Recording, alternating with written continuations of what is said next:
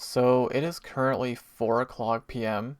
On Friday, so I am recording this video very late. But that's kind of what's going to happen when you have a 10 o'clock p.m. start time. So yeah, it does feel a little bit weird recording this video like way late, like way after the game finished, but again, that is what's going to happen when you have a later start time. So man, oh man, this was a solid way to start your road trip. So, Thursday, November 20th, the Sens played their 20th game of the season against the Anaheim Ducks, and as mentioned, it was a 10 o'clock p.m. Eastern start time. So, this was the first game of a 7-game road trip for the Sens, and what a way to start. So, this is the first meeting of the season between these two teams. It was Linus Ullmark in net for the Sens and Peter Mrazek in net for the Ducks, and he made a lot of big saves. I'll be talking about him as we get into my notes. So the Sens were 9-6-4 coming into the game, and the Ducks were 13-6-1 coming in, but they were 7-1 at home. So yeah, needless to say, I was very nervous going into this one, but the Sens they played a solid game.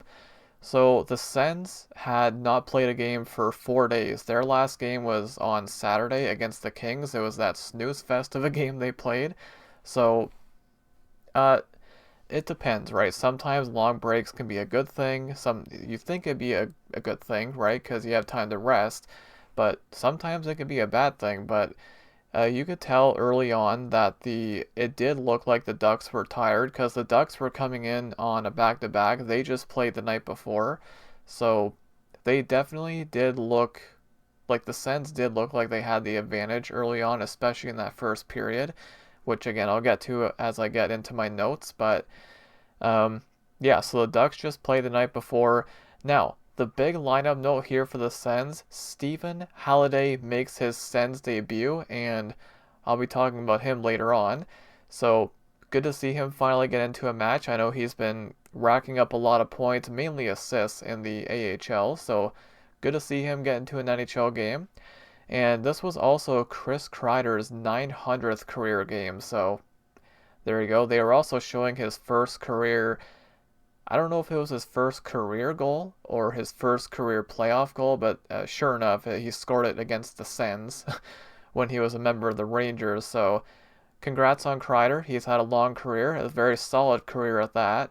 So, there is that. And yeah, this ends up being a pretty close game overall when you look at the stats at the end of the game. But man, oh man, this is a very good way to start the road trip if you're the Sens.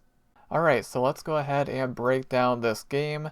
So the Sens end up winning by a score of 3-2 in regulation, which is big. Now, I know they're playing against a Western team, so if it does go to overtime, it's not as big of a deal as if it was against an Eastern Conference team, but the fact that they do it in regulation is big because another thing too, regulation wins is the tiebreaker, right? So you definitely want to get those regulation wins.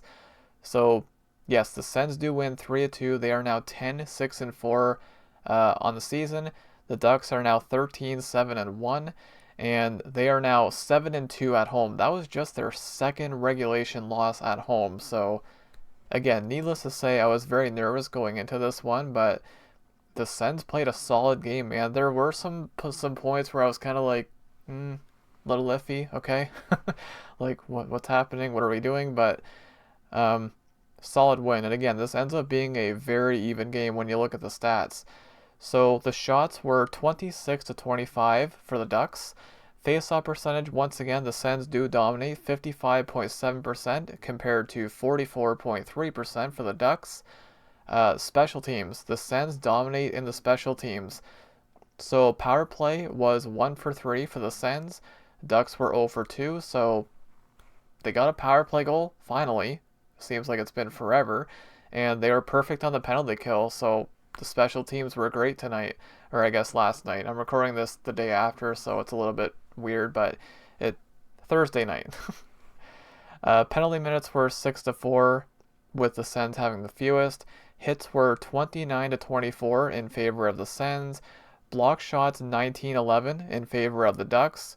giveaways very close, 16 to 15, with the Ducks having the fewest, and takeaways were 5 to 2 in favor of the Ducks. So these two teams will meet again on March 14th in Ottawa, and that will be the second and final meeting of the season between these two teams. So yeah, we'll go into my notes, and again, this feels a little bit weird because I'm recording this game so much later, like way after the game ends, but it's gonna happen when you have a late start because I'm on the Eastern, in the Eastern time zone, right? So by the time this game finished, it's like by the time I got recorded this video, if I did record it after the game, it would have been like 1 in the morning, which is kind of late. You know, people are sleeping and stuff, so I figured we'll just wait till the day after. It's not that big of a deal. So yeah, we'll go into my notes. So right off the bat, this kind of it's a very sluggish start. It kind of feels like the last game against the Kings. So I'm like, oh God, we're not gonna do this again, are we? Um, Neither team is getting any shots at all. There's a lot of whistles early on. And right after I started thinking that, I'm like, okay, this is a very sluggish game. Sanderson would take a holding penalty, but the Sens would kill it off. There were no shots on that power play for Anaheim. And at this point, we're about 6.5 minutes into the period, and the shots are still 0-0. So again, it kind of feels like that last game against the Kings. I'm like, oh God, let's not do this again. But at the same time, I feel like if a game is going to be like that, like very low event, very low shooting, I feel like it always favors the road team. So in my mind, I'm thinking, okay, this is kind of a good thing because the Ducks, they've been doing very well at home. There's not a whole lot going on in the game. It takes the crowd out of it. So I think it's advantage for the Sens. So the first shot of the game comes in around the 7-minute mark by Ottawa, and it wasn't much of a shot. It was just like a little flip from the neutral zone, but they counted that as a shot. Um, so yeah, just a lot of stoppages, very slow pace. Again, not too much going on early on at all. So Anaheim would get their first shot around the 8-minute mark, and it was stopped by Ullmark. So we are halfway through the period, and the shots are just 3 to 2 in favor of Anaheim. So again, nothing going on, very low event, and again, I feel like this does favor the Sens. So Seneca would take a tripping penalty. The Sens would go to the power play, and the Sens, they need to shoot. Their power play has been struggling, so they need to shoot the puck. You're not going to score if you don't shoot, right? So in my mind, I'm thinking that, and they actually came out flying. So there were a lot of shots. They were shooting early. It led to some chances. Mrazek had a poke check on, I forget, I didn't put down who the Sens player was, but he had a poke check on a Sens player. That was a great scoring chance. And there were a few chances here. They got 3 shots on that power play. They did not score. But the thing with power plays, even if you don't score, it could still give you momentum. And I felt like this was one of those cases. Like the Sens don't score on this power play, but I'm thinking, maybe this will lead to some momentum because this power play looked good, even though they didn't score. So, as I thought that, right after I thought that, not too long after the power play expired, the puck would come into the slot and Nick Cousins would walk into one and he would absolutely blast it past Mrazek for the 1-0 lead. And that was his 200th career point for Nick Cousins. So Nick Cousins would score at the 16:39 mark of the first period. Nick Jensen and Dylan Cousins drawing the assist there, some Cousins from Cousins and Jensen. And the Sens would go up 1-0. So at this point, it's looking really good if you're a Sens fan. So that would make it 1-0. And yeah, so Pinto would get a great look in front of the net. That was stopped by Mrazek. And then seconds after that, Pinto would get another great chance, almost from the exact same spot. But that was also stopped by Mrazek. Mrazek made a lot of big saves tonight. Or last night. I keep saying tonight, but you know what I mean. Thursday night. So after the first period, the shots were 10-3 in favor of the Sens. So I'm like, this is great. The Ducks are not doing a whole lot. There were no great chances by Anaheim. There is a stat I'll read off later on. I have it somewhere in my notes, but there is a pretty mind-boggling stat that I'll read off in a minute here. So, yeah, I'm just thinking like this is a really good start on the road trip. Solid first period. The Ducks are doing nothing. The Sens are out shooting them. They're out chancing them. So we're looking pretty good, right? So we roll into the second period. So Dylan Cousins would make a nice move to get around the Anaheim defender, and he was basically in alone, but the puck would roll off his stick. He never really got a shot off there, but that was another good chance for the Sens. Then Nick Cousins would take a high sticking penalty off the face-off. This was kind of no reason for it. He's on the wing. He high sticks a guy. It was in the offensive zone too, so there's no need for this one. There really isn't. Um, and shortly after that, the Ducks appear to had too many men on the ice, but there was no call there. I don't know. The commentators didn't say anything about that, but it looked like there was too many men.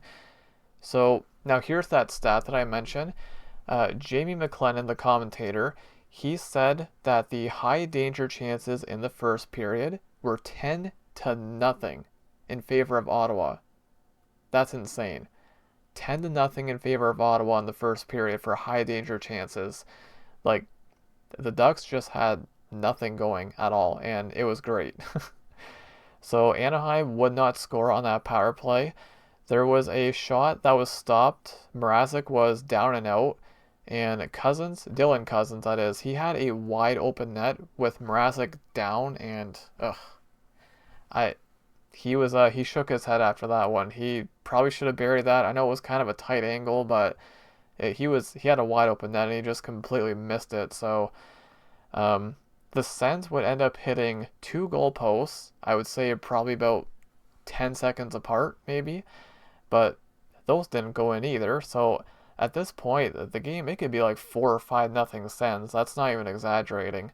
So at this point, they're all over Anaheim. Anaheim, they can't score. Um, and then some hard work by the Sens leads to a power play.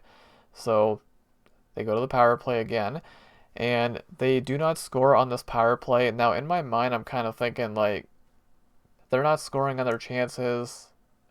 They need to bury one here. They're still up 1-0, but I'm kind of nervous. I'm kind of uneasy right now at this point.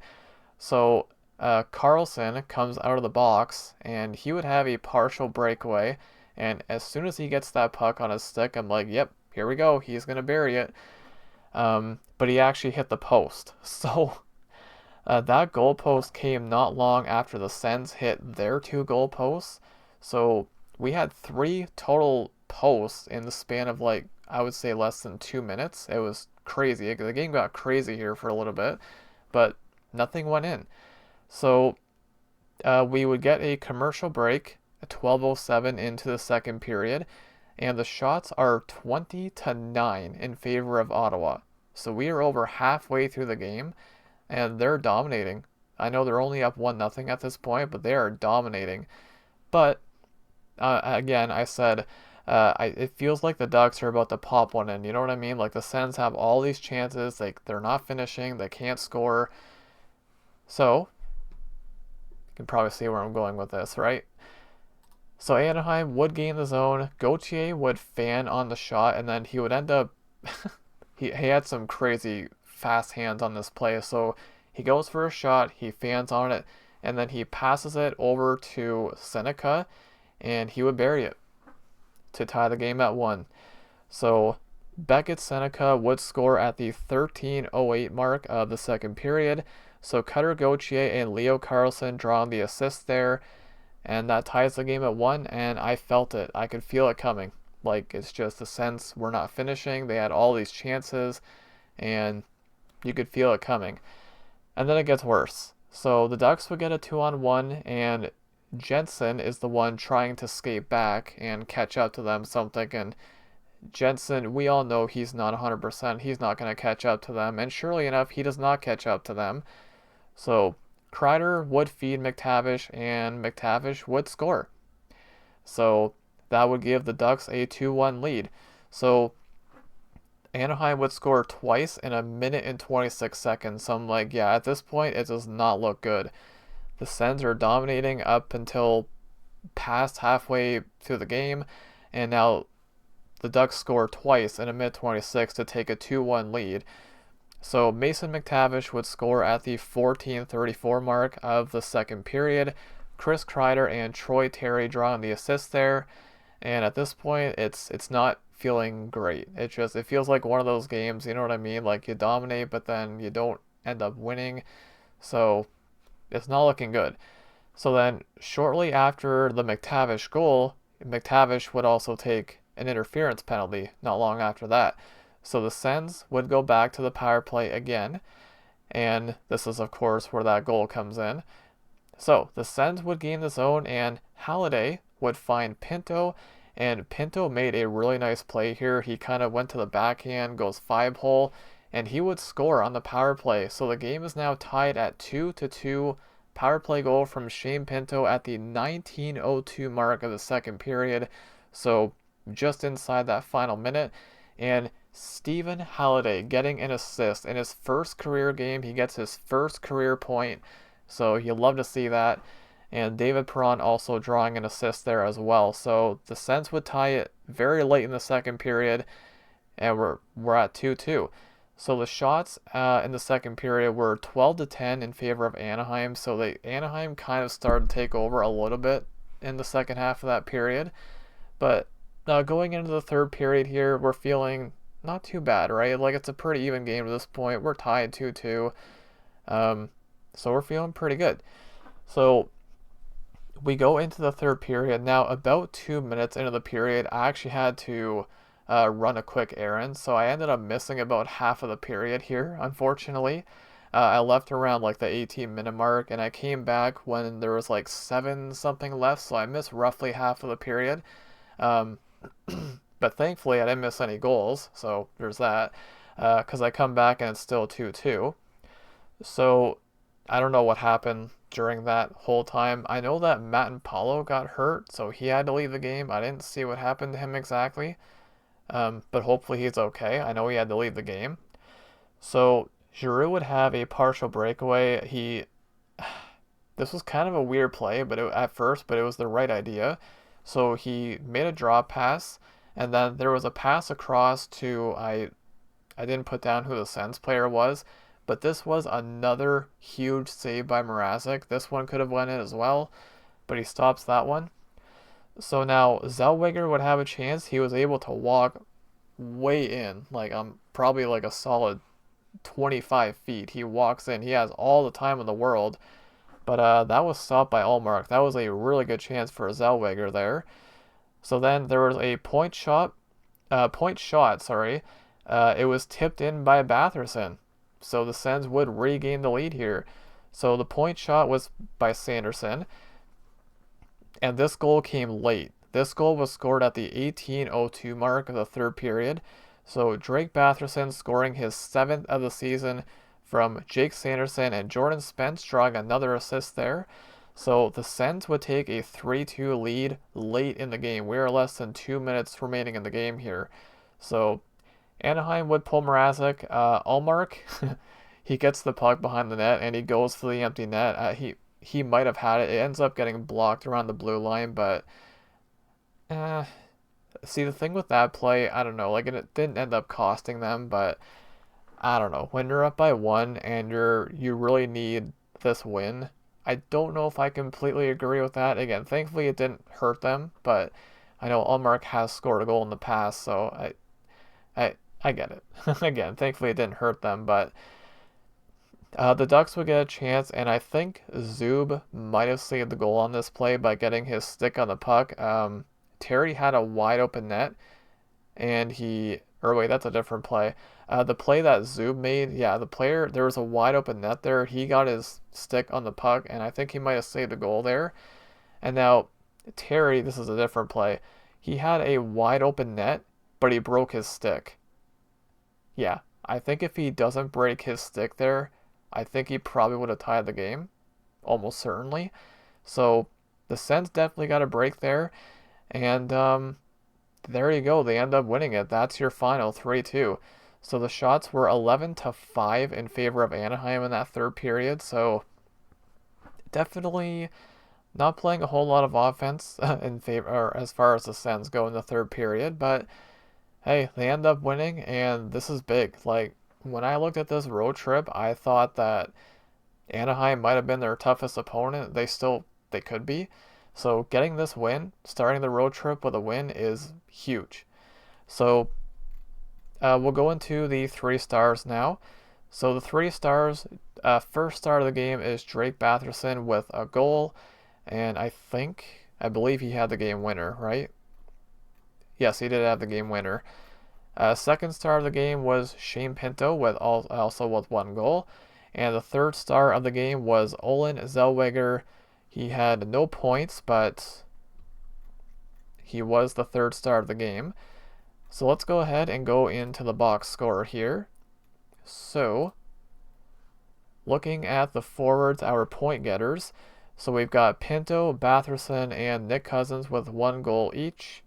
And then Dylan Cousins, Perron, and Halliday with an assist. You'll love to see Halliday getting an assist in his first career game. That's amazing. And then on the defense, we've got Jensen, Spence, and Sanderson all with 1 assist. Plus minus, Spence was a +1. Zub was -1. And then for forwards, Stützle, Batherson, and Perron were +1. Dylan Cousins, Hodgson, and Eller were -1. Everyone else was even. Time on ice leader was Stützle, leading for forwards with 22:04. And for defense, let's see. Yeah, Matt and Paulo just played 13:57, so he did end up leaving at some point while I was running my errand. Sanderson did have the most ice time with 24:16 for defense. And leading defense in shots was Clevin with 3. And then for forwards, Dylan Cousins had the most with 6. And then block shots, we got Pinto, Stützle, Batherson, Zetterlund, and Halliday all with 1, which led the forwards. And block shots, Clevin and Sanderson had the most for the defensemen with 2. And then for hits, Clevin led the way in hits for defensemen with 3. And the most hits for forwards was Stützle with 4. And there is that. So we look at Ullmark's numbers, and he had a good night. He stops 23 out of 25 for a .920 save percentage. It says he played 59-57. I guess there's like delayed penalties or something. Just looks kind of weird seeing that, but yeah, this was it's a big win, man. This is a awesome way to start the road trip. So if we go look at the standings now, I'll try to do this after every game, at the end of every review. I'll look at the standings real quick. So the Sens are currently 3rd in the Atlantic, and we all know how close the standings are. So they're a point out of first, which is just insane to think about. So they're 10-6-4. They've scored 67. They've allowed 67. So I guess that's okay, I guess. Now 4-3-2 on the road, and 5-2-3 in their last 10. So they're still picking up points. They got the win tonight, and we're looking good. So the Sens' next game is going to be on Saturday, tomorrow night, at the time I'm recording this, against the San Jose Sharks in San Jose, 7 p.m. Eastern Time. So no more 10 p.m. start times for now, but they will be coming later. So yeah, this is a really good way to start the road trip, man. I was nervous when the Ducks went up 2-1. I'm like, oh god, this is it's not looking great at this point. But yeah, big win against a team. Again, Anaheim had 1 regulation loss at home coming into tonight, so this is big. This is an awesome way to start. So the Sharks have been playing well as well lately. So they are 10-8-3, so kind of a similar record of the Sens. Now they are 6-3-3 at home, but they are 7-2-1 in their last 10. So they've been playing well. We'll see how the Sens can do against them. But yes, next game tomorrow night in San Jose against the Sharks, 7 p.m. Eastern start time. And we'll see how the Sens can do. We'll see if they can go 2 for 2 on the road trip. But anyways, I'm going to wrap it up here, guys. Thank you all so much for watching, and go Sens go.